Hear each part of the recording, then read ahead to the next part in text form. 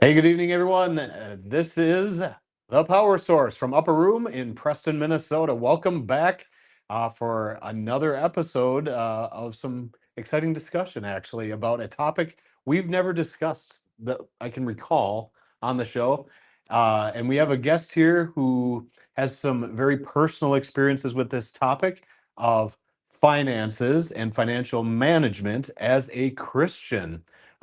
Believe it or not, Christians go through the same financial woes that regular people do. I think the Bible equips us and our faith equips us so to deal with it in effective ways. And that's what we're here to discuss tonight. This is a topic I think everybody can glean some information from since everyone deals with this topic. Tonight we have our guest. He may look familiar, Andrew Pruett from Lanesboro, Minnesota. Yes. Hey, welcome back. Thank Yeah, you. last time he was here and shared some very awesome testimonies. Specifically, it was almost like 3 chapters or short Right, stories, yeah. almost is the way I would discuss it. But if you can go back and watch that, you definitely should. It was awesome, very personal experiences he had with God that changed the path his life was on a few different times, honestly. And tonight we're talking about another experience he had, which was essentially having to restart his life financially, which is kind of a scary thing to do. So, welcome back. Where would you like to start with this? Well, let's do the legal thing first, which Yeah. is I can't advise anybody on any specific financial stuff. Disclaimer, yes. So, and I'm not Imagine a it going financial across the advisor, bottom of the screen. but I've read Dave Ramsey and follow a lot of his principles, Mhm. and also I have my own financial advisor with the Mayo Employees Federal Credit Union, Sure, and yeah. they have help too. Yep. But this dovetails. I'm going to talk about my personal experience with finances starting from zero, and this dovetails nicely because my zero started with my trip to London. Yeah, right? yep. That's when I lost everything. I went to the bank Mhm. and I had a lot of money at the time. And I asked the bank teller, I wanted to withdraw some cash to buy some groceries. And that's when I found that there was nothing Mhm. in the bank account. Yep. And so And it had been stolen? Or what? So was- no, I go back. Drained, Yeah, yeah. go back Watch and the watch video. Yeah, Yeah, it's a watch long the video. story, but Yeah. I went from having a lot To to zero. having nothing. Yeah. The money Yeah. was transferred out of country, and I That's right. never got it That's again. right. Yep. Okay. So what did I do? I mean, first, we know I had that faith crisis, Yeah. and God God was showed there. God showed Yeah. up and saved me. Mhm. And I went to the Northumbrian community, and then I ended up finally getting home Mm. at 30 years old, walking into live with my parents Yeah. with nothing. Oh, And that was wow. very humbling. Yeah. Here they had, set me up for success, done everything. Mhm. I had refused all financial help from my family when I was a kid. Oh, When I got out of high school, I did have some challenging childhood experiences, and I told my parents that I would not accept any help from them. got it. Okay. So then I joined the service, Yep. and in any case, so they had purchased a farm and they were living out in the country, living their best life. And they welcomed me home, where I had to decide what to do. And I started going Yeah. to Autumn Ridge Church in Rochester. Rochester, yeah. And I was really taken with that community. My brother had been in jail for a year Mm. up to that point, and I connected with the Rochester Network for Reentry, which was a ministry for people coming out of prison and jail. Interesting. Sounds like Network for Life. And that is Kinda. them. Oh, they changed their names. Names has changed. And we had Walter on Yeah, here. I know So Walter. you know I Walter. know Okay. Walter, yes. Watch his video too. Right. Yeah, everyone knows Walter. Yeah. So yeah, he was Yeah. there. He was there That's for awesome. this whole thing. Okay. Andy Kylan, that whole crew. Yeah. So in any case, Bible studies, going to church. I was teaching Sunday school, doing a lot of prayer. And what do I do as I was Yeah. crushed? Oof. And I decided that I needed to set some goals. Yeah. I needed to have goals, and we just went with absolute basic goals. I'm going to get a job. because I had no job. I was a licensed teacher. Mhm. I didn't feel like I could go anywhere where my family wasn't at the time because I needed that support group, and I didn't Interesting. want to leave my church community, my faith community, because I needed them. There, Yeah. it was very hard to have a faith community in England.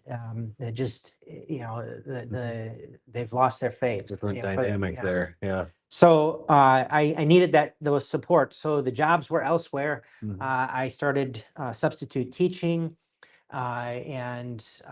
Long story short, you really can't make much money as a teacher. It's very, very hard to Correct. Yeah. advance. And I had the opportunity to get a job at Mayo. Okay. And so I took that job, got my job. Yeah. Okay. What was my second goal? My second goal was to get a car. At that point, I had no vehicle. And so I was using my parents' vehicle Right. to get around. Mhm. I saved the money up. I was able to get a vehicle. And my advice on vehicles, because you really need to be able to get around, never buy new. Yeah. Your vehicle will depreciate by about 30% in those first 2 Yeah. years. Yep. So you're going to save around $12,000 to $15,000 Yeah. buying a used vehicle that's 2 years old. And I did that. And I did my research. I looked into thing. I found a 94-year-old lady who had posted her car. She was mentally with it, not driving anymore. Yeah. Yep. Her car had sat in her garage for probably 5-6 years. It's a good car right It there. was Probably in it good was in shape. excellent condition. I had it checked out by a mechanic Mhm. in Stewartville, Yeah. and I bought the car for $2,000, and that Wow. was my vehicle. Next goal checked Yep. off, right? So That's- my next goal that I put on my list was to get a house. Well, at this point, I realized that I was missing something. Like I didn't know a lot about money. Mhm. I knew that I had money at one point. I lost money. I'd struggled with finances kind of when I was in the military. I didn't pay any taxes for like the first 4 years after I left high school because I didn't. Yeah. I knew I was supposed to, but Yeah. I was The always, brain is still growing, or Yeah. your reasoning is maturing. I was deployed all the time. I was gone out into the field Yeah. all the time. I just didn't manage stuff. I had some credit card problems, Yeah. what have you. A lot of people can probably relate to Yeah. that. I mean, And because I couldn't pay my bills when I wasn't there to receive the bill, Mhm. and then I would go back out to the woods for, keep spending. and I would well, I couldn't spend money, but I also couldn't Couldn't pay it off, pay I it off. suppose. This is before everything was on the internet. interest Before was- there was no such thing as, cell phones, any of that. Yeah. Yeah. And I got a paper bill. I'd have to write a check and send it in, and Yep. I would miss the deadlines. So I struggled with that. And I realized that I needed to know what was happening with my money. So I started keeping a budget. Okay. Nobody Yep. nobody came and told me to do this. It just was something I suddenly decided I was going to do. And I took a notebook and I started writing things out. I said, I need some goals. First off, how did I do it? I took my credit card statement and I made categories on in my notebook. Okay, this is transportation. This is fun. This is food. Mhm. And I just started writing everything out. And I was like, oh my God, I cannot believe how much money I'm It's like spending on gas. It's like a revelation instantly. Like, Yeah. this is news to me. That I'm Well, spending this much. it was mind blowing, like how much money I was spending on coffee. Coffee. Yeah. I can remember looking. This is still a problem, I'm guessing, for people. It's gotten more expensive, I think, Yeah. since then, probably. Yeah, So, well, that and it was something that I had sort of made as a part of my life. Like when I was in the service, I drank coffee all the time. I always had my coffee cup Yep. with me. Then when Guilty.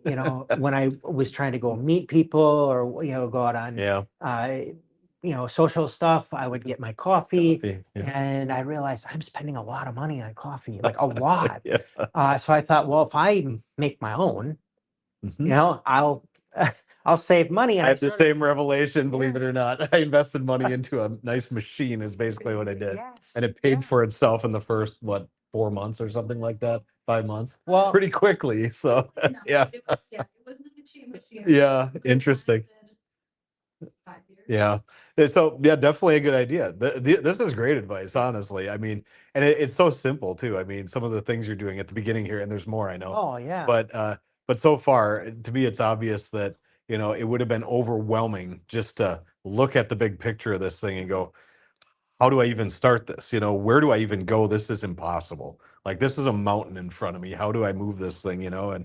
Uh, and yeah, you found the way. I mean, which was yeah, yeah, pick break this thing down into its components that are manageable and set these goals. I mean, which is great for dealing with any problem, really. I mean, but absolutely. then I love how you mentioned you had the foundation of your church. Hmm. That I mean, which I think provided a stability that's very important for dealing with these things. So you don't have a fluctuating life going on too spiritually to interfere with even being able to concentrate on dealing with one goal at a time. I mean, well, at least that's the way it sounds to me, but Well, that's a, I was still kind of in crisis, yeah, right? yeah, I knew that I couldn't do this on my own.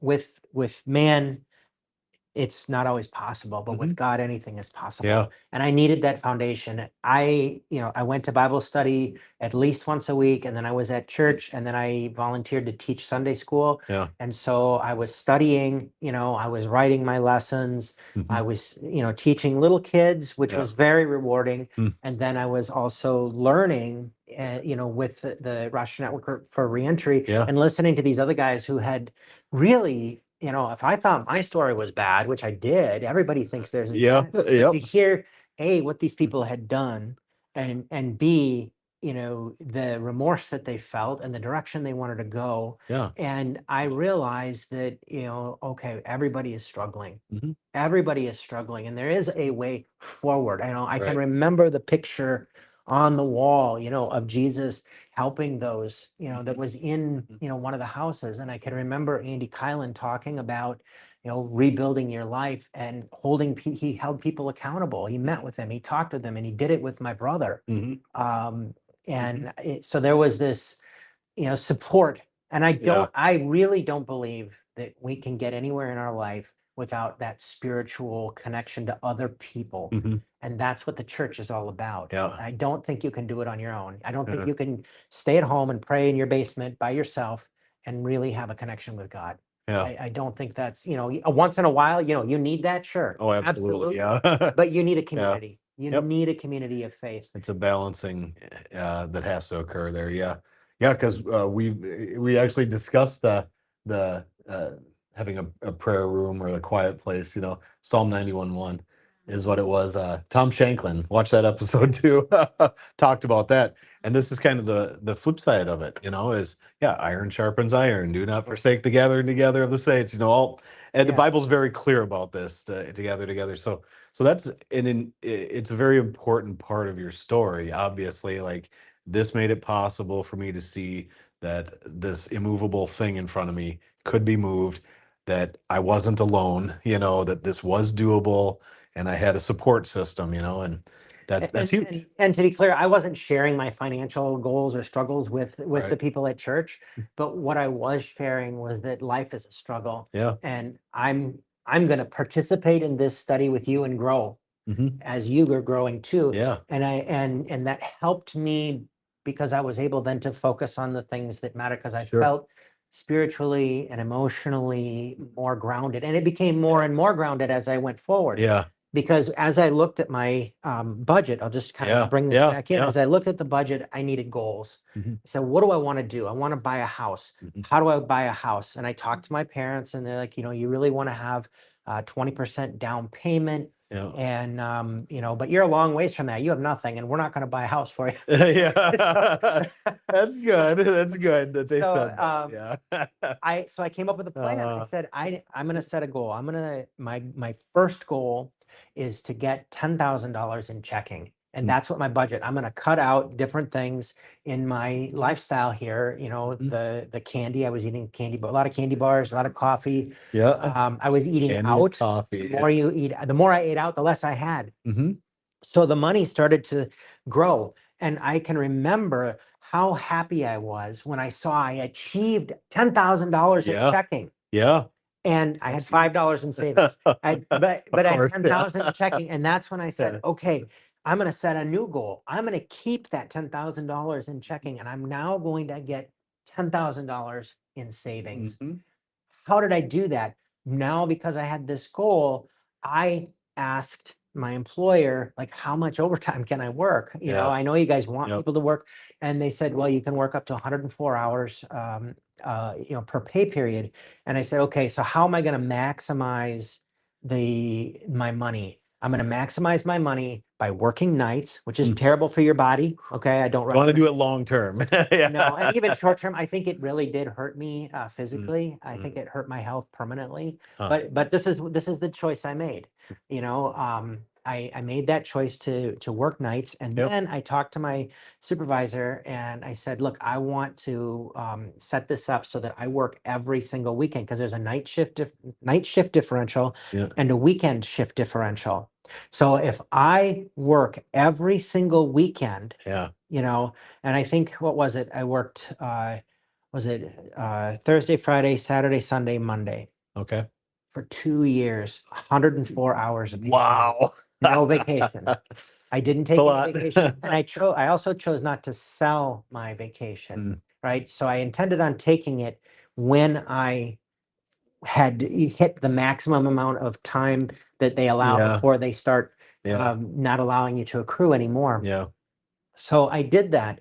And by the end of that 2 years, I had saved up more than a 20% down payment Wow. on a house. And so I reached out to my network. I had friends that were in real estate. I had friends that were in banking. Mm. I had friends that, were able to point me in the direction of houses for sale. Now, this was the financial crisis. Okay. This was Yeah. 2008 2008. into 2009.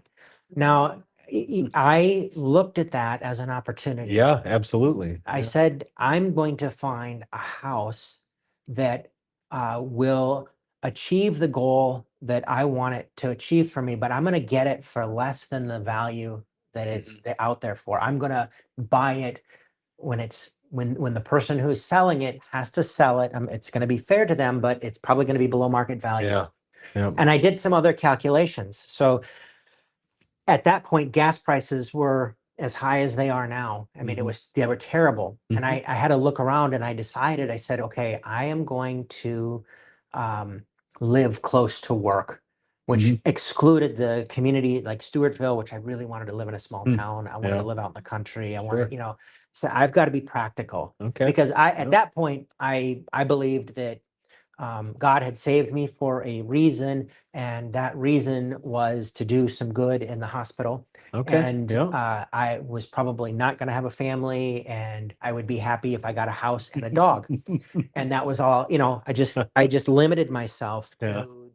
I'm not going to go Thing in into front the of you. dating Yep. scene. I'm not going to go out and party it up. I mean, Yeah. I'm going to live a godly life and focus on helping people and helping myself. Yeah.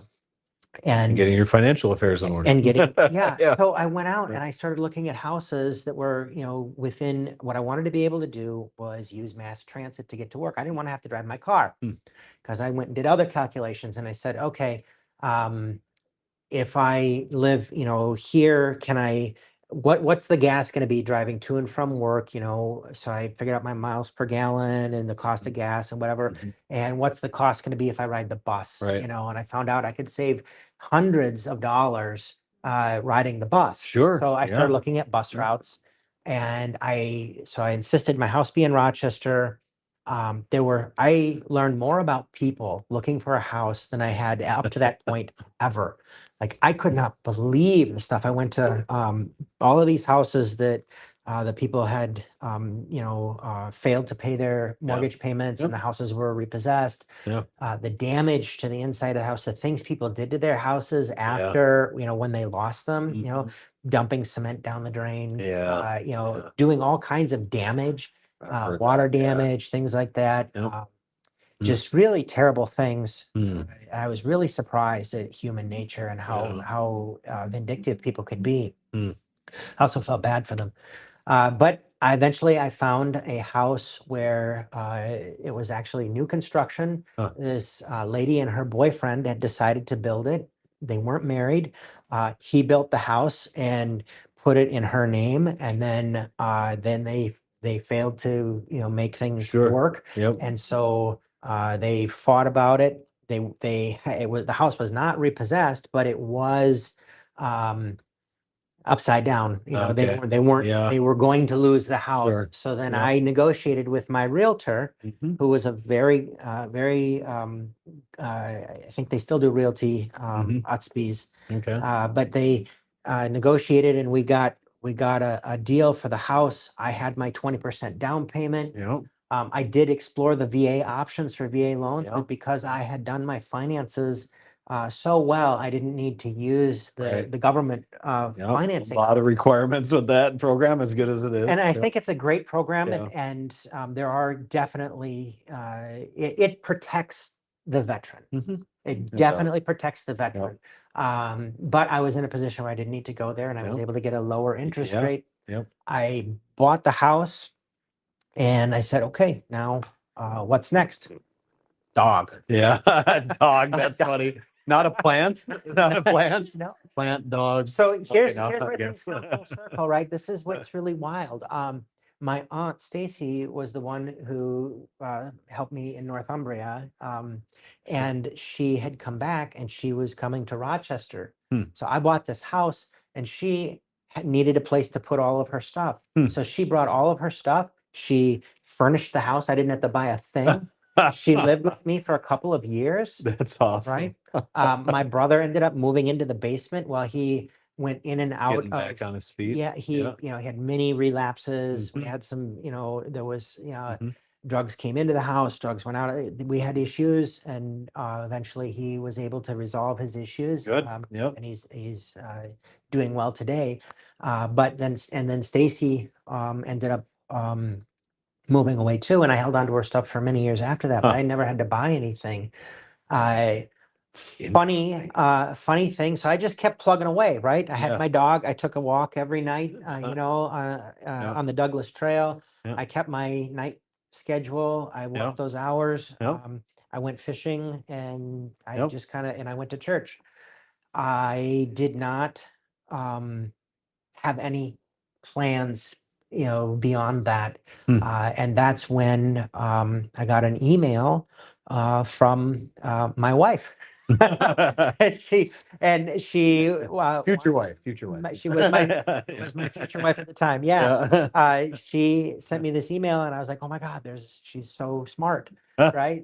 I love intellectual conversation. Okay. And she's a Christian. I was Even better. because Bonus. that was the really hard part. I could meet all these wonderful people, Yeah. but they didn't have faith, Hmm.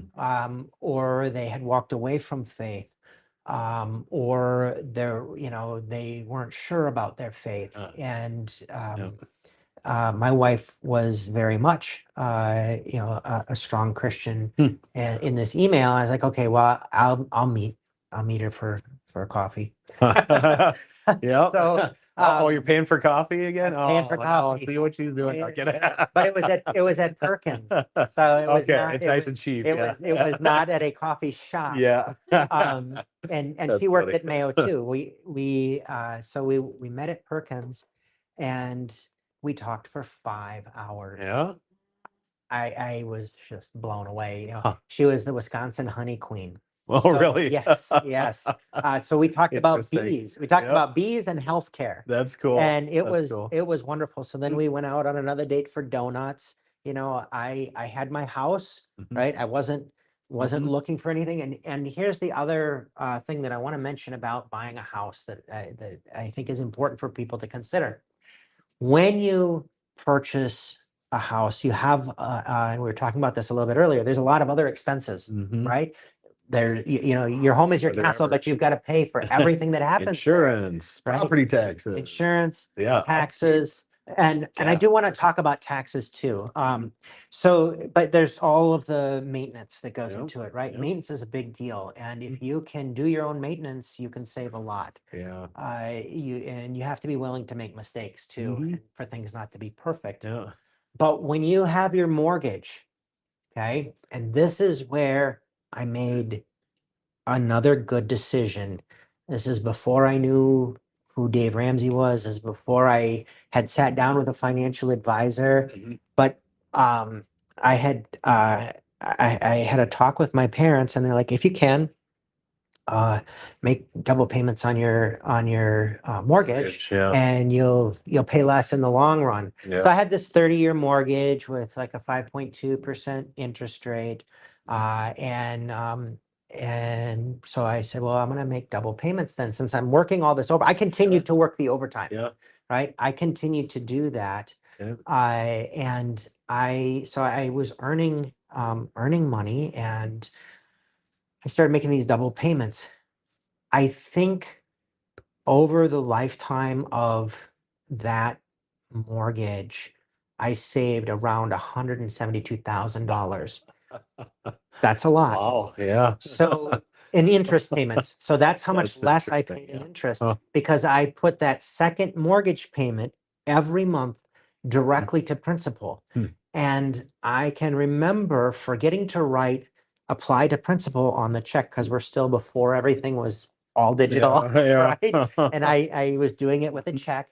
And I called him up and I said, because I would look at my budget, I would look at how much I owed, I would look at how much I had spent, I would look at what the interest should be. Yeah. And I thought, that's not right. Yeah. The money, the principal is higher than it should be, and you'll never get ahead paying off interest. Yeah. You can pay extra on your Yep. interest, and they will just love you, because Yeah. you're just going to keep paying. It's like, For sure. it's like Yeah. free money to them. Yeah. So Absolutely. I called up the insurance company, or the mortgage company. I Yeah. said, this bill, this payment should have been applied to principal. Was it applied to principal? And I was on the phone for a very long time. I'd make multiple calls, and eventually they said, we will apply that retroactively to Yeah. principal, Yeah. and back off on, because I had written, I had an agreement with them that that's what I was going to do, and Yeah. I did have it in writing. Okay. So even though it wasn't written on the bill statement, it was Yeah. written on the check. Yeah. And I had always written it on the bill statement as well when I sent it in, Hmm. apply to principal, and that's where I had messed up. But it was on the check, and they said, okay, we will give that to you. Okay. But like $172,000 Wow. saved money. Okay. That's So interesting. Yeah. one of the principles that I like to live by is, first, don't lose money. Yeah. Hang on whatever to you the money have, if you don't lose it. Now, Yeah. I don't want people to get the idea that, okay, I'm focused on how much money I can Yeah. earn. Building a pile of money or Right. something. Yeah. Because I wasn't. I gave 10% of everything that I earned to my church. I went to the Tithe. Yep. Yeah.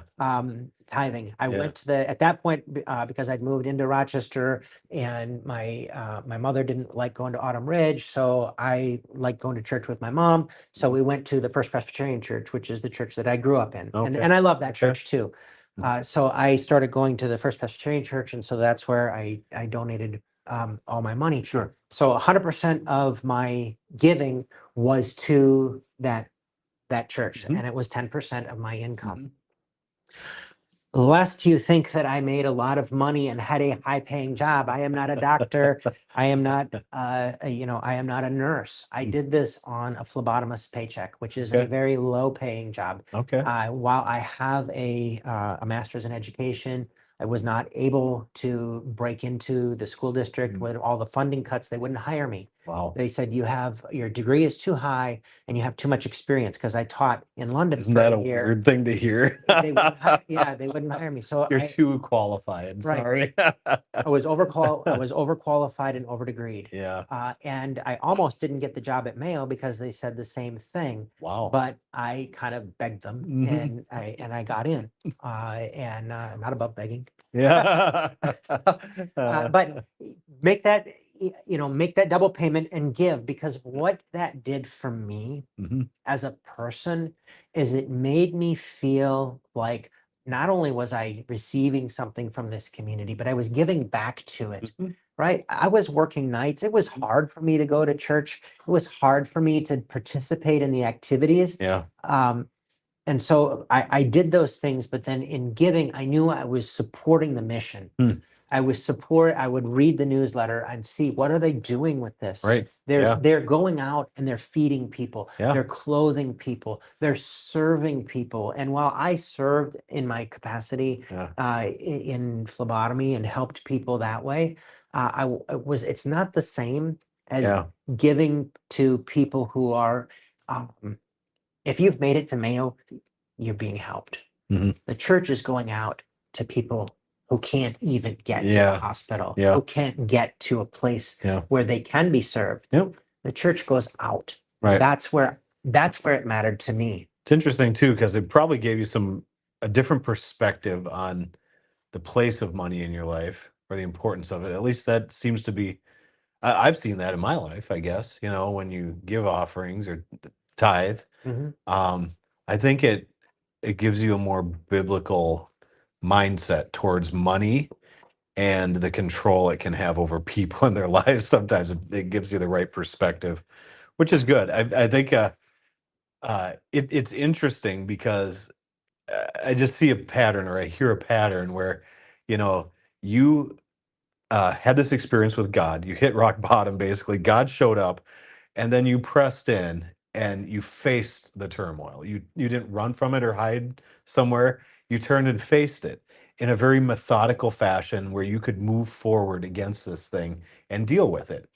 And it's very clear that God's hand was on that, that he was there this whole time, because like pieces were falling into place. You'd take a step and there'd be a next step, like you weren't going, what do I do now? Or you slid backwards or something like that. It was constant moving forward, and it's really neat to see, especially when out of the blue, it's like, here's your wife. It's like you weren't even planning that. It's like even that fell into place like that. It's a really neat thing to hear, because I think these things are so minimized sometimes. But this is the important stuff that doesn't get talked about enough, is the order that God can help bring in your life.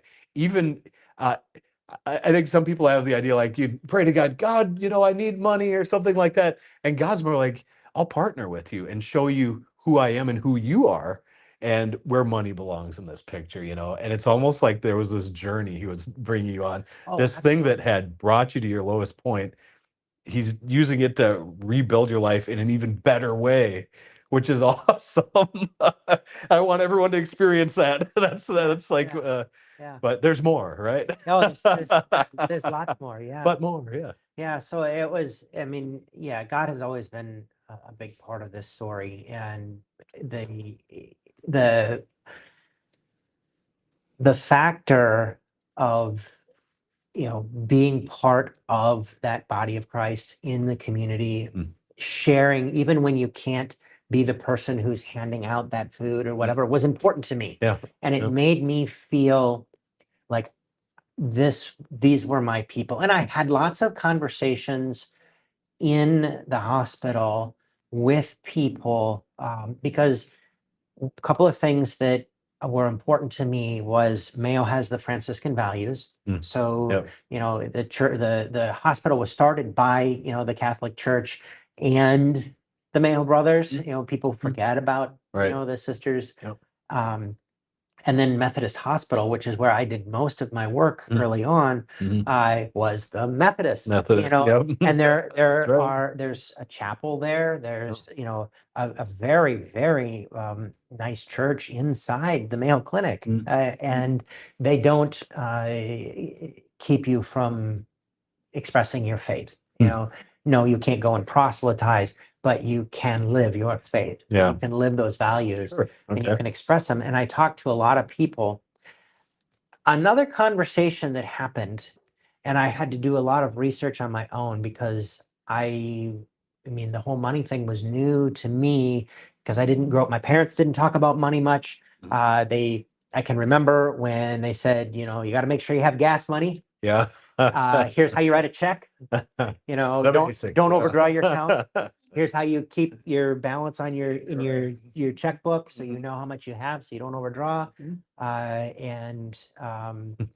You know, here's a credit card, but cash is better. Right. You know, and okay, I mean, that was kind of it. You know, I can remember economics in high school, and it was all sort of esoteric to me, and you know, really seemed meaningless. And yes, we had to keep a budget, and yes, I had to do a budget thing in, you know, in Scouts. But none of it was meaningful in the way that when and maybe that's where it came from, was these things kind of all fell into place at some point, but I don't know.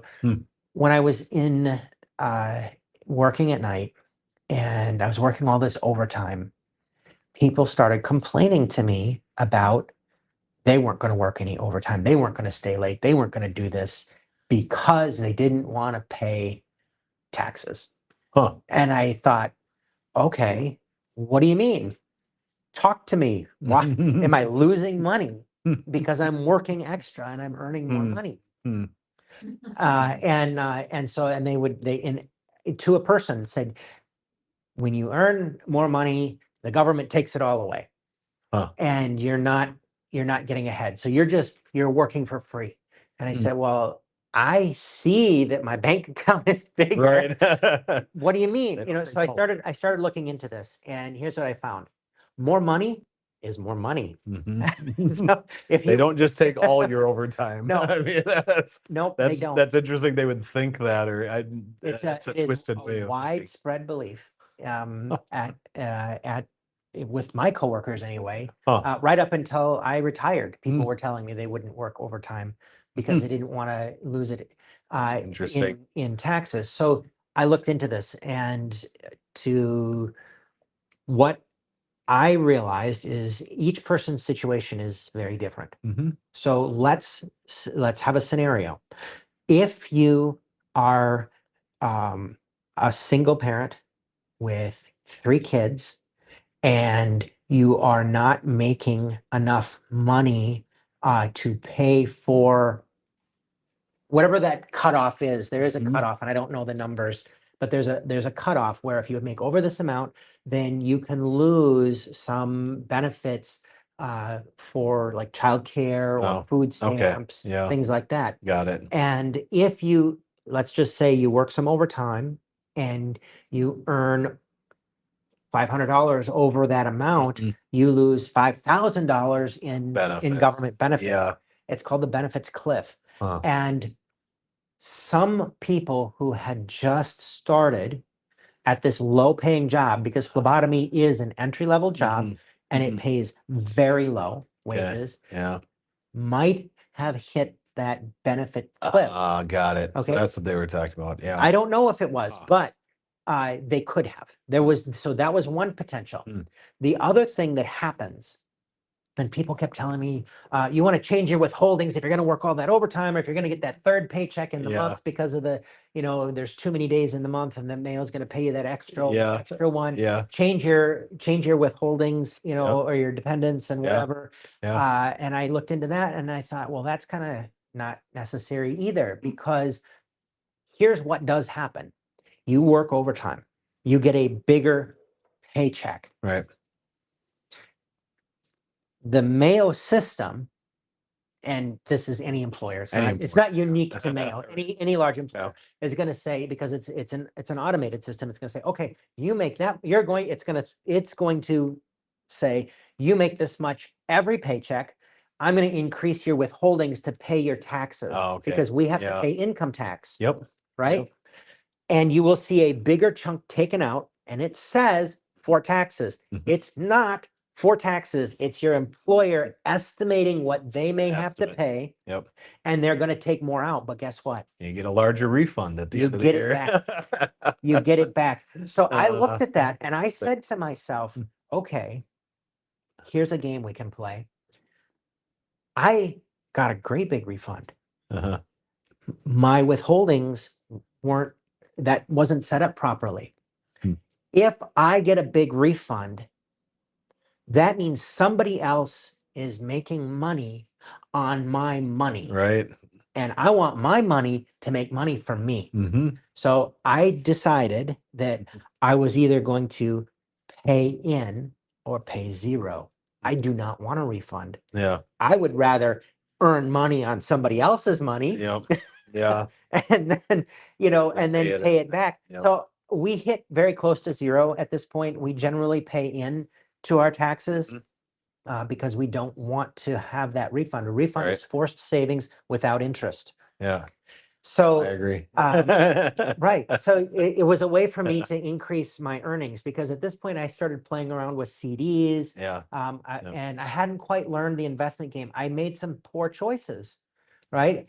I purchased stocks at one point. I lost everything in the stock market. Okay. Buy low, sell high. Yeah. You can't time the market. So I lost all my money because I found businesses that were struggling. Good idea. Buy low, right? They go bankrupt and they pay you nothing. Right. So bad choice. Yeah. So then I had a financial advisor who said mutual funds. Okay, so I started investing in mutual funds. The other thing I did is I made sure that I had my employer's match. So two things that I did when I got my job at Mayo that was super important for me. Number one, I chose the highest tier for health insurance, right? Okay. Because I thought if something happens to me, right, I could go bankrupt, right? I need to, if I end up in the emergency room, based on my lifestyle, that's a likely scenario. I have always been eccentric and done things that could end up putting me in danger. And I've ended up in the emergency room quite a few times. Okay. So I didn't have any chronic conditions, but what I found is that having that high tier for my health insurance saved me money because my deductible, I ended up meeting my deductible every year, Wow. which means that I was being seen more frequently than what I was paying for, right? So I was this was a benefit, right? I'm getting more than I'm paying for. Yep. And that's how insurance works. Other people may not have that issue, Right. but I did. Interesting. So that was one. Now, the second thing is that I made sure of is two things, right? When I was in the service, I said, I'm going to take the GI Bill. Oh, okay. Sure. Yeah. So I had the GI Bill in my pocket. Then the other thing I did is when I joined Mayo, I immediately maxed out my contributions because Mayo matches you up to 4%. Huh. Right? So, okay. So there's the first thing. Okay.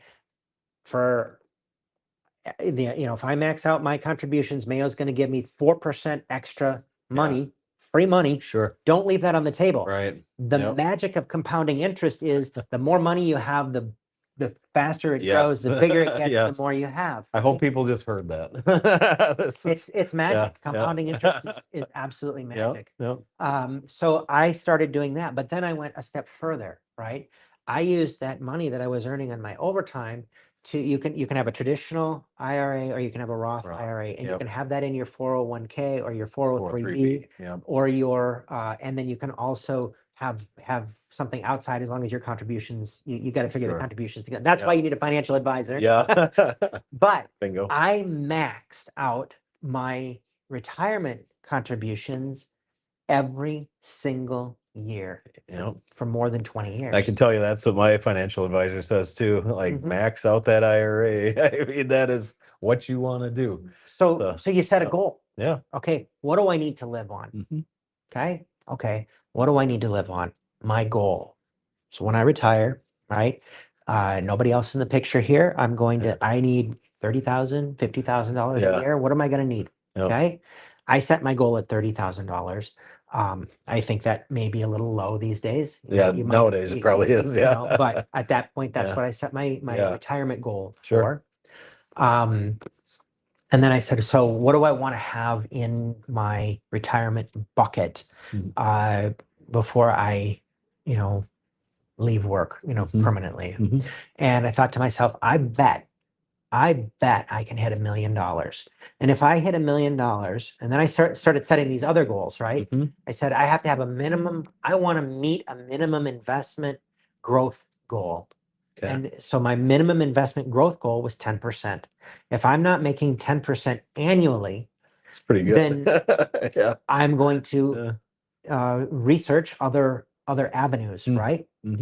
I love my financial advisor. There's only 1 year in the last 20 years that I have earned less than 10%. Hmm. I earned 8% in 2009, 2010. Sure. And That that was the whole, still in the that was still, financial yeah, the thing whole going on thing. there. Yeah. But the wonderful thing was, I was putting so much money into my investments that when the stock market took off, Yep. and I was You not got in money stock, there. I Yeah. was in mutual funds. Yeah. The mutual funds took off Mm-hmm. and they grew. Hmm. And that was a good thing. Yep. Not money I could touch. That's all retirement. Still can't touch it. Hmm. But Interesting. as I thought about the money thing, I thought about how, okay, this money is making money. How is this money making money? Yeah. Okay, so what happens is you take your money and you give it to an institution that invests it into a mutual fund, and the mutual fund invests that money into companies, Yeah. real world Yeah. businesses. Multiple ones usually. That's kind of spread. A mutual fund, Yeah. many. Many. Right? Yeah. Yep. Well, do I want to be invested in the defense industry? Do I want to be invested in tennis shoes where they might be exploiting people to Or tobacco. slave Some people labor, don't like investing in tobacco or things like that. alcohol? Yeah. And I started thinking, I wonder if there are things that I want to invest in. Are Hmm. there things that I want to see do better? Hmm. And the answer was yes. Hmm. I'm in healthcare. Yep. I want to invest in healthcare. Okay. Yep. I want my money to help people. I can extend Hmm. my values into the financial realm Interesting. and Yeah. have my money do good work Mhm. too. Yeah. So I met with my financial advisor and I said, there are some things that are important to me. Mm-hmm. I want to support organizations and groups and companies Yep. that are doing things that I believe help Right. other people. And there are also companies that are openly supportive of Christian values. I mean, they literally advertise that, like, we are a Christian company, or our values are this, or here's where we put our money, or a portion of our profits support this. And on the flip side, there are a lot of companies that brag about not having Christian values. You can find those out too. I mean, do a little research on the companies you're buying. Well, And that's what yeah. I found out about. I learned so much. So I talked to my advisor. I said, these are my morals, these are my values. I don't want to violate them. Sure. Yeah. What companies can I invest in Yeah. that will still meet this goal of 10%? Sure. And we'll go from there. And by and large, healthcare companies, health organizations, that's not the word I'm trying to, what is it? Like Medtronic, for example, medical devices, Sure. Yeah. things like Yep. that, right? Yep. And I mean, you got to do your own thing. So but that's the direction I went. Interesting. And it worked out really well for me, extending my Christian values through my investment. Right. Now, at this point, I found out that my financial advisor was a crook. Uh-oh. And he took a bunch of people. He tried to get us to stop investing through the credit union and to come around and invest just with him. Oh no. And a whole bunch of people did it because he was super, super Persuasive. charismatic. Yeah. He's very charismatic. Yeah. And he was doing really well for us inside, but he was saying, I can double it outside. I can do more, right? I can do more. And I said to myself, I said, I'm not comfortable with it. No. Within a year, he was in federal prison for Wow. fraud. Wow. Yep. And those people Mm. got pennies on the dollar because he could only pay back I'm sure. Yeah. a fraction of what. So again, you stuck to your values and it paid off. I stuck to my values and Yeah. I stayed the course with the institution. Yeah. I was sold on the institution as much as I was on, the products. Right. Yeah. And I said to myself, okay, I kept thinking, the credit union got you here. Okay. There's something doesn't feel right about stepping aside. And he leaned hard on my Christian, and discernment is important, Yeah. right? Yeah. And I don't know the quote, but I can tell you that if you're doing things that, kind of are in secret, Mm. if somebody's asking you to do something that, don't share this with this is special, Yeah. I'm going to give you special treatment. Yeah. We can do better Ooh. than, you need to be discerning and Yeah. decide, Ask questions. Yeah. and he had an answer for every question. Oh, interesting. I just made a choice. Yeah. I made a choice, and my choice was I'm going to stay with the institution, because what I kept saying to myself was, okay, this is a credit union. Yeah. It's not a bank. Yeah. A bank is for profit. The credit union is for people. Hmm. And he's going out on his own. So he's taking a risk. Yeah. And he's making big promises. And I was not feeling I wasn't feeling like a risk was a good thing at this point. Mm-hmm. I got a great financial advisor when he left. Oh, interesting. The institution was Came there through. for me. Yep. They had done the work that they needed to do to keep the people safe, as they should have. And staying the course helped me. It was good. Now, I learned more going on because I continued to read about finances.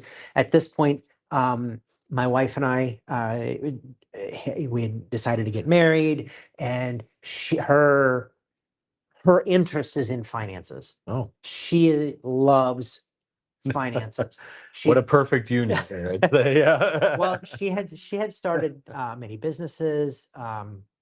Her dad had done a lot of really good financial stuff, really trained her a lot. And she introduced me to Dave Ramsey. Okay. And so I read Dave Ramsey's, I forget what it was, How to Be a Millionaire or whatever, Sure. book. At this point in my life, I'm in my mid 30s. I'm opinionated, I feel like I've kind of lived some, I've got my foundation. So I think Dave Ramsey has a lot of really great things to say, and there's things where I disagree with him. Sure. So but it did reinforce a lot of my core beliefs, like not going into debt, don't lose your money. And then we did that, and then at one point, probably for 6 or 7 years, I think, my wife listened to every radio show and every podcast that Dave Ramsey put out, like all of them. That's interesting. And I listened to them too, Yeah. while she was listening to them. Yeah. So we learned and we learned and we learned. And one of the things that came up in one of his conversations was about index funds. Oh, sure. Yeah. And then Tony Robinson came out with a book about index funds, investing. And so I read that. Robbins. Robbins. And so I read that, and I thought, index funds. And I'd not really heard the term, but these two guys, who I think have a lot of really good things to say, are talking about it. So I went back to talk to my financial advisor. And I said, here's what I agree with. Here's what I don't agree with. Tell me about index funds and where that might fit in our financial plan, without violating our morals and values. Yeah. And is there an opportunity for us to earn more? Yeah.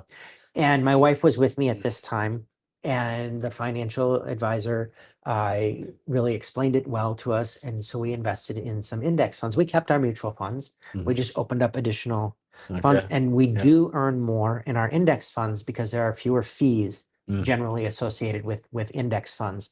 So the growth, at some points we were between 18 and 20% on our growth with our finances, which is phenomenal.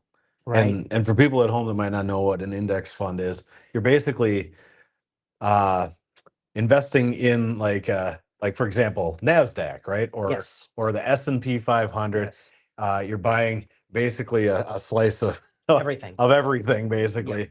So I'm curious how that fit in with kind of the moral slant of things. There's some companies in there I'll be buying a little part of, then that means that there's some of that, but there's also, they have moral investing that you can do through that. Okay, So you good. can tailor it where Yep. maybe you're not getting everything, Yeah. but it's way more than Yep. it's closer to the 500 than it is to the 3 or Yeah, 5. and I think a lot of the investment places like Schwab and Goldman Sachs, a lot of them have different ones you can choose from. I think if you go and So by, here's where things get really interesting. Yeah. Okay, so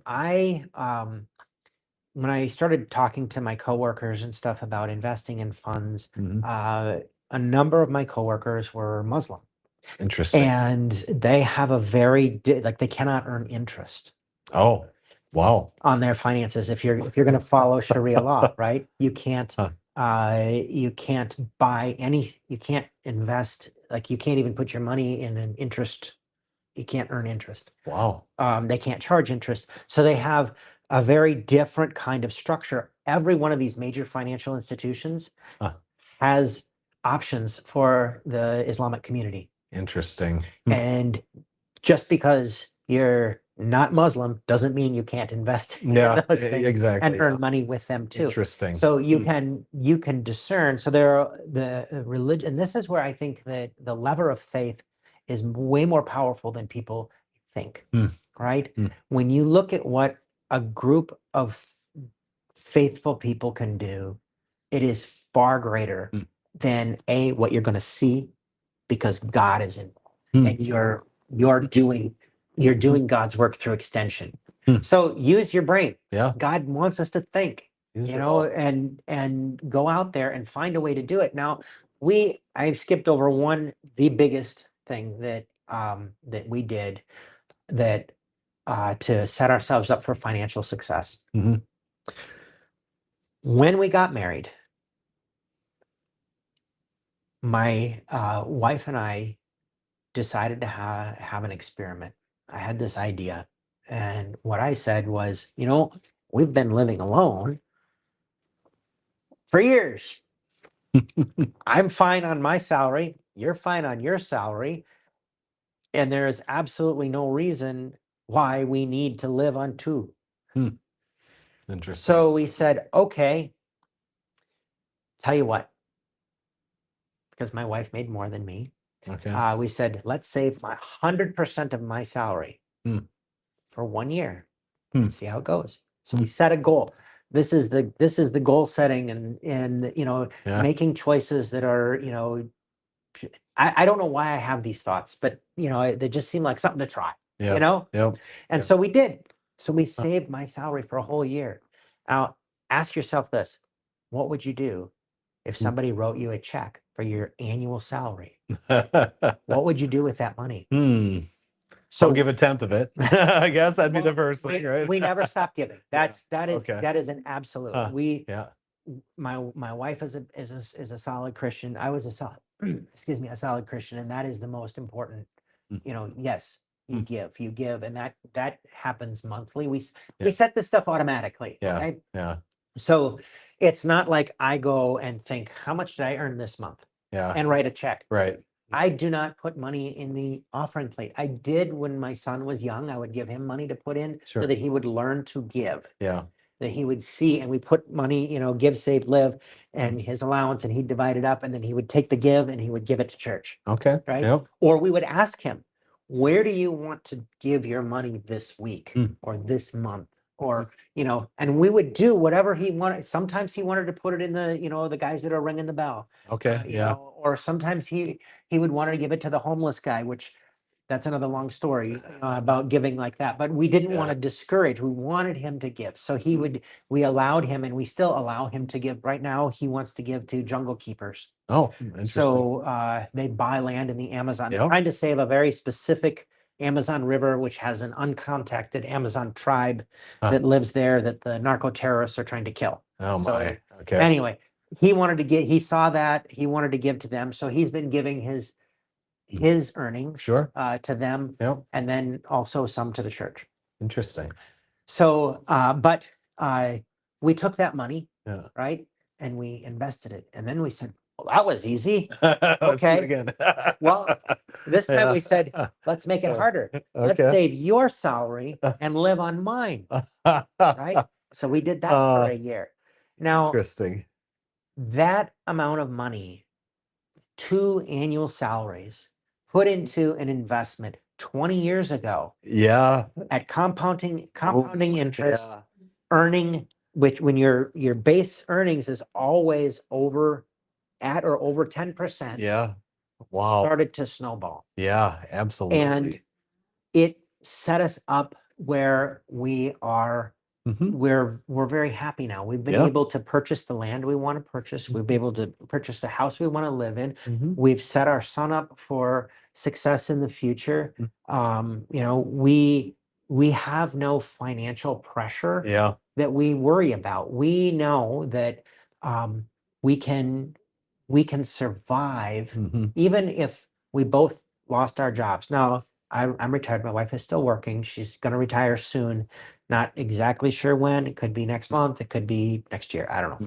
Mhm. She keeps saying next month, but then the next month comes. Yeah. But Yep. Yeah. the point is, early on, before we had Theodore, before we had my son, we put this money away and we never looked at it again. I mean, annually. Mhm. You look at it, you meet with Yeah. your financial advisor annually. In the meantime, what did we do? We continued to experiment.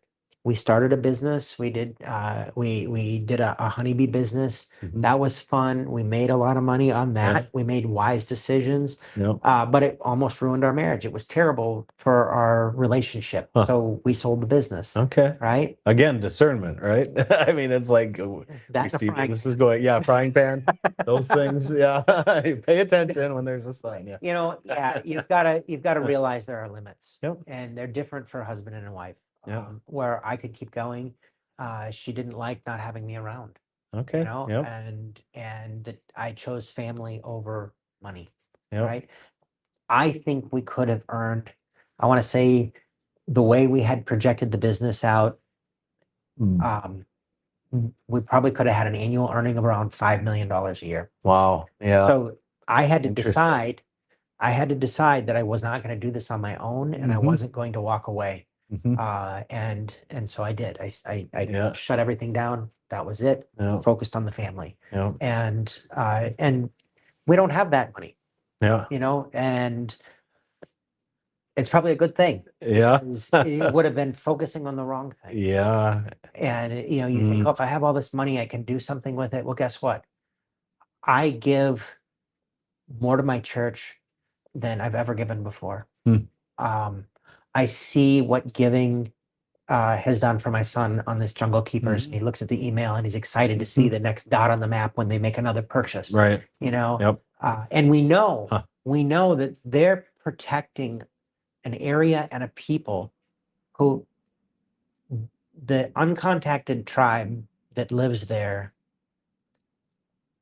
is not, and I don't know how to say this, so forgive me if I use the wrong language, but they haven't had the opportunity to meet Christ yet, to have any missionary or anybody talk to them, Mhm. but they're not going to get it from narco terrorists who Right. go and shoot them with machine guns. Right. Yep.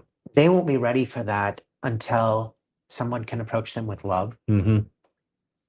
Yeah. And that giving to people in that way, saving their livelihood means a lot to my son. Mm-hmm. It means a lot to me. And it just so happens that the Jungle Keepers guy is a Christian also. Wow. Okay. And he's Yep. working to save these people Mm-hmm. who don't know anything about the modern world. Yeah. Anything at all. Hmm. Amazing. Yeah. To me, that's amazing. And what a journey. I mean, I'm just thinking, where you were in England, and where you are now, and what a journey from point A to point B, where now you've got this freedom to bless other people because of your ability to steward things and to have goals. So God gave you the vision, or created you with this vision in you. And more importantly, you took steps towards that goal. I mean, that's the part of this that's so important is move towards that goal, like focus things at that goal and move forward, and I think that's where people get stuck. They have the idea, but what steps are you taking to make that a reality? God will bless your steps, he'll protect you. The investments you made, we're blessed. It sounds like, right? I mean, at the right time, and yeah, very much God is in this, and uh, which brings up the thought to me. I mean, what are some Bible verses that maybe some people at home could look at that kind of support, uh, some of the steps you went through or some of the things you just discussed? So Right. I think the one that I saw people really get worked up over, and I don't want to undersell like the kind of visceral reaction that I saw people have is, the whole thing about taxes, Oh, render unto Caesar what is what is Caesar, and Caesar? unto God Yeah. what is God's. Yeah. Don't get worked up. I mean, you're Yeah. gonna have That's to, straight out of you know, Jesus' mouth right there. right. I'd pay attention to that one. It's not worth the anxiety and the frustration that you're gonna feel. Plan. Look, these are known things. Mhm. Plan for it. Yeah. More money is more money. Don't be afraid to work hard. Right. Yeah. There's the parable of the talents, right? Yeah. Every one of us has a talent. If you Mhm. bury it, Mhm. you're not going to flourish. Yeah. You need to take a little risk. Read the parable of the talents. I can't. Absolutely. Yeah. That's know, actually what I was thinking of when you were talking about what you were doing yeah, with the money you have, that it's not just sitting in a bank growing interest. You're correct. putting it to work in this world, Yes, doing good. And I yes. mean, and there's no price tag you can put on that. I mean, No. that's a blessing that constantly returns to you and to others. I mean, it's eh, to me, that's how God operates. The blessing just overflows, and he multiplies it when you do things like that. I know a lot of people that literally they build a pile of money and they just sit at the top of it, Yeah. and they die on top of that mountain of money. Well, and Literally. that's the next step, the Yeah. legacy. And Yeah. this is where people forget. I'm at that point now. And there are mechanisms to give generously and avoid the taxes, Mhm. right? So right now, you can give $19,000 to anybody, I think, Mhm. in your family Per year. Yeah. per year at no additional, you don't pay the gift tax on it and all that kind of stuff. Mhm. And so if you're at a point in your life where you have earned all that money Mhm. and if you give it away in your will, and I think everybody should have a will, Mhm. if you give it away in your will, there's high likelihood that there'll be a tax on it of some substantial amount, and you don't get to see the good that it does. Mhm. You don't get to bless somebody with that. You can say, I'm going to give, here's $19,000, go buy your house. Yeah, I want to see what you do with this. Yeah. Like that would bless me more than anything. Yeah. Instead of just knowing I'm on my deathbed, like, okay, the stuff's going to go to the kids. Instead, I got to see them use this, and receive it. And wow, what an amazing experience to see them, Build their life. yeah, build their life. And I got to be a part of it and see it and experience it. And absolutely. And uh, in my other life, I'm an attorney that does estate planning. And this is something we talk about a lot, is Yeah. start gifting now, especially if you're over, for an individual right now, at least in Minnesota, if you're over 3 million, that's where an individual will typically get hit with estate tax. And there are exceptions to this, obviously, but that's kind of the mark an individual aims for, is that $3 million mark when they're trying to figure out, will there be estate taxes or not? But even if there aren't, I think aside from the taxes, the blessing that flows from being able to gift your kids now, like that's my goal, is to start doing that, And there are it's, financial vehicles to do that. And Yeah. and people should. yeah. When you achieve the goal that you've set for yourself in Mhm. life financially, what am I going to need to live on? Mhm. Maybe like at my age, I don't want to spend down the principal, Yeah. right? I need to keep that egg in there to continue earning, but I can give more. Yeah. And I can give more to my son. I can put it into a college fund. I can put it into Right. some kind of Bingo. a trust for him to receive Yeah. later. Yeah, later. And that 19,000 you mentioned, that doubles if both you and your spouse give. So Correct. it's 38,000 technically. Yep. And let's say your son gets married. You could double it again to 76,000 between him and his spouse if you wanted, bless them all, and so very quickly gifting becomes a very uh useful vehicle to reduce your estate below that $3 million mark if you're dealing with estate taxes. This is a whole other thing to discuss. But, one thing was coming to mind, though, as you were saying all this, like with all of these, what might seem to some people outrageous goals or things, they'd go, wow, you actually did that, huh? Did you ever feel like, oh man, this is really a sacrifice? I don't know if I'll make it, I'm giving all this money, the 10%, or we're just going on the one income and putting the rest away. I mean, there was never a moment where you're like, I don't know if we can do this anymore. No, and the reason I think I can give for that is everything I did was automatic, and I made a choice in part so the way I budget maybe is a little different than what a lot of people do. A lot of people use a budget to project out, which you do need to do. Yeah. Okay, that's important. But that's not how I started. I started by looking back. I started by putting everything I spent into these categories and knowing at a point where my finances were very uncomplicated. It was very simple. I had income, and I needed a car. I needed a house. Very small things. I'm not trying to live this extravagant life. Right. Money in, money out. Where did it go? How much extra do I have left over? I'm going to choose not to buy the coffee, not to go out to eat, not to. Right. So then I have this extra money. I put it into savings. I got the extra money in savings. I'm going to put it into my investment vehicle. And when we got married, it was like, we're doubling our income.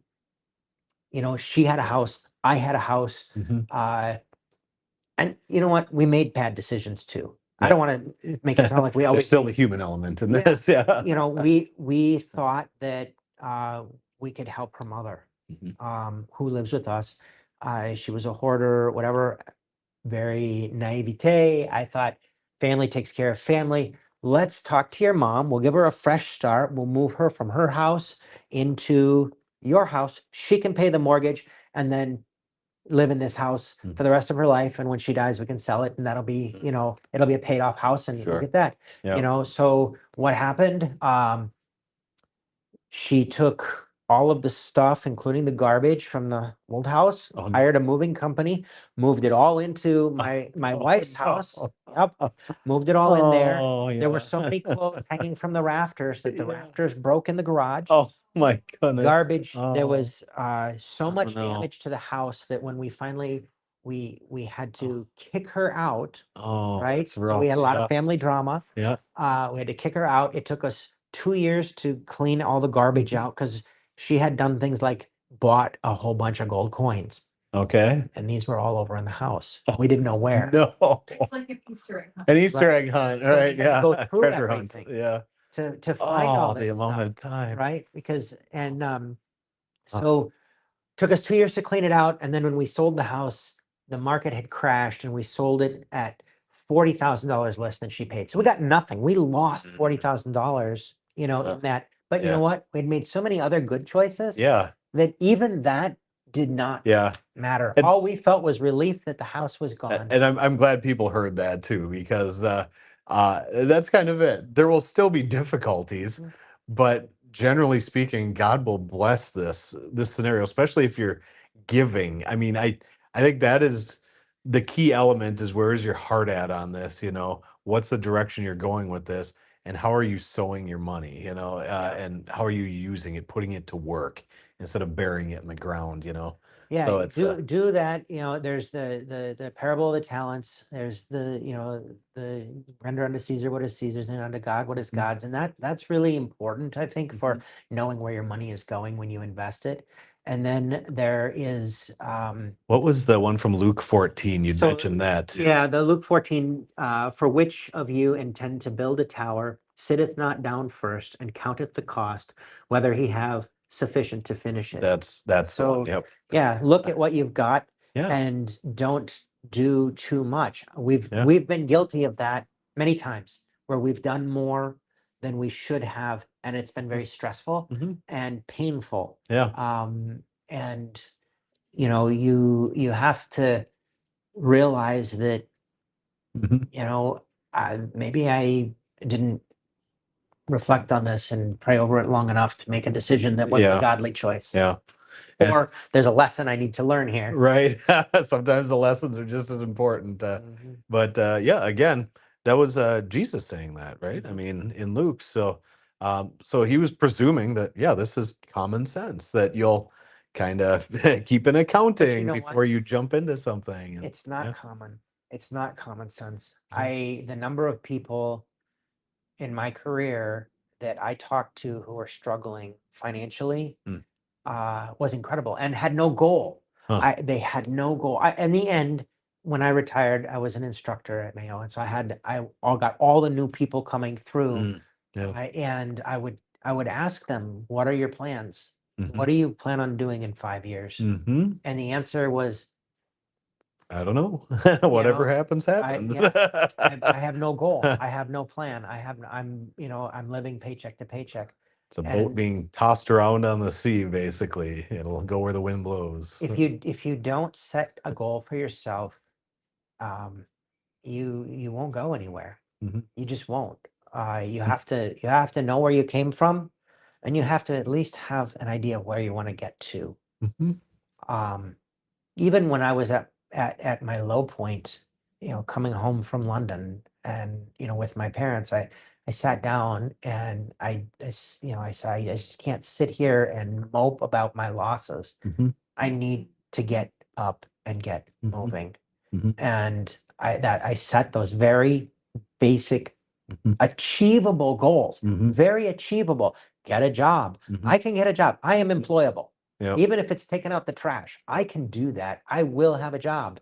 And I had a job within my first week home. Mhm. I mean, that was just a And choice. and that's exactly it. I think it is a choice and a realization, I think, of, you know, who you are, that you are capable, you're good enough. And God is big enough, that with God, all things are possible, and that's just it. There is no impossible situation in God's eyes, including the worst financial situation, which you kind of described there at the beginning. I 30 mean, years that old was, with zero. I yep, had $0. that's about as bad as it gets right there. So, and look where you are now. I mean, that to me, I'd wake up in the morning every day and be like, man, God, thank you. Like, look where I'm at now, like where you brought me from, and it's just I think it's good to remember those things too, and to give God thanks for that stuff, and you obviously are very cognizant of that, which is why you're here. And I think it's this optimism we want to create in people, this hope, because this is one of the most evil things with debt, in my opinion, is it literally imprisons people in every aspect of the word. I mean, emotionally, they socially withdraw sometimes. Spiritually, they give up, or they think they're alone, or God doesn't care, or they're cursed, whatever. Oh, this is just who my family is. We've always been poor, or whatever it is. I mean, I've heard so many interesting things over the years about different things, and there's always an excuse too. It seems everyone has an excuse, why they are here, but I think everyone instead needs to realize there's hope and there's a way out of this, and it's very possible, and God can get you there, and he'll give you the steps. I mean, obviously you had revelation on this, like, Yeah. this is what I need to do, this, and this, and it might not look exactly the same for everyone else, Right. but it's really just sitting down and going, okay, let's dissect this. All right, God, give me some vision, some wisdom on this, or give me hope. If that's what I need first, is optimism or hope or some support, seek that out, I think, is the other thing here too. But man, what an incredible journey you were on there. So, uh, in kind of wrapping this up, is there anything else you'd like to for people at home to know, or that you want to tell them? Or I think that the most important thing is that you're true to yourself, that you pray over what you're going to do, and that you give, even if you're just giving a few cents out of every dollar, that value is greater than because we can't do much with that, but God can do a lot. Mhm. And the more we give, the more God's going to do with it, because we're Mhm. giving not just of, our our assets, but we're giving of our love and our life. Mhm. The work that you put in to earning that dollar is valued. Mhm. And what came to mind when you were saying that was, of course, everyone knows this passage from the Bible where Jesus sees the widow, right? Give the a mite. It was called Yeah. MITE, which is what it was, a couple pennies basically, and that was a lot to her. That's all she had, and she was putting it in the offering box. I believe at the temple, right? When Yes. Jesus was there, and he saw it, and he stopped everything. He said, "Look at Yeah. this. Look what just happened here." Like, She gave more than everyone she, else. yeah, than everyone else, and God saw it. Mhm. And that's the important thing to know, is that God knows your heart, and he knows how you're giving or not giving, and he'll take notice. That's kind of it, and he'll bless that. I think it attracts God's attention in a way, or his eye, just like it attracted Jesus' eye, where everything else stopped in that moment, and he had to call their attention to it, like, look what just happened. And There think was of the something in joy, that moment. the Yes. joy, Yeah. that God feels when and creates with what you give. Yeah. There is, in my mind anyway, nothing that compares. Yeah. And really, if you think about it, what's it all for otherwise? While we're here, we have such a limited amount of time on this earth. What is the money really for? I mean, we can really, focus that towards accomplishing some really great things and impacting people's lives and advancing the kingdom of God here on earth.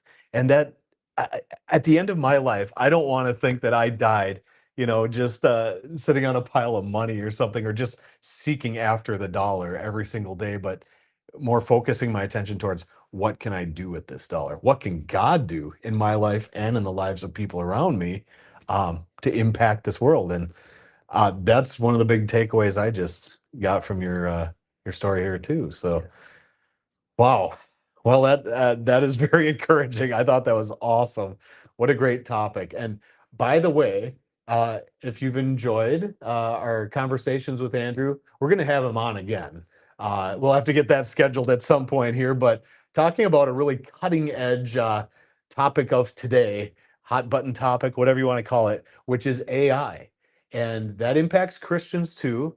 And as Christians, we need to know how to enforce boundaries with AI, and create morality really in AI, because that is a very hot button topic. Is, how do we hem this in and control it so it doesn't really destroy us as a human race, honestly, or morally, or destroy the church as a people, because everything is instantaneously available. How do we deal with that? So a really interesting topic, very unique topic. Watch our Facebook page for that. We'll be getting that scheduled at some point too. And yeah, very excited to hear about that topic too. So usually at the end of our discussions, we'll have uh, our guest, if you're willing, end with a prayer or word of Yeah. encouragement or something. So Dear Lord, thank you for the many blessings in my life, and thank you for the many blessings in the lives of those who are watching. I want to thank you for all of the choices you've helped me make, and ask that you help everyone listening to make good choices as well, Yeah. and to be discerning. Yeah. Help set the goals that they need to set for not just financial success, but a joyful life in your honor, doing your work Mhm. with all of the resources that we have available, and just spreading the love and the joy that is possible. In the name of Jesus Christ, we pray. Yeah. Amen. Amen. Wow. Well, thanks for joining us again this week. We'll be back again next week, same time, same place. And before we go, yeah, one other announcement. Let's see, on August 29th and 30th, remember that there is the revival going on in Peterson, Minnesota, and that will involve baptisms, and worship, food trucks. Everything's free, by the way. So come on out with your family, friends, church, neighbors. What's that? What's it called? Meet Me in the Water is what it's called. Yep. In Peterson, Minnesota. You can't, if you go to Peterson, you'll see it. Right. So it'll be there. There'll be a lot of people. Look for that. So it should be an awesome time. If you want to experience an awesome event. Baptisms are one of my favorite, and that is one of the big things they'll be doing there. So if you've never been baptized or your kids haven't, or friends or family, start praying about that right now. This is an opportunity. And if there's a prompting from the Holy Spirit, be sure to follow it. So we'll see you there. Otherwise, we'll see you next week here, same time, same place. So have an awesome week. Be blessed.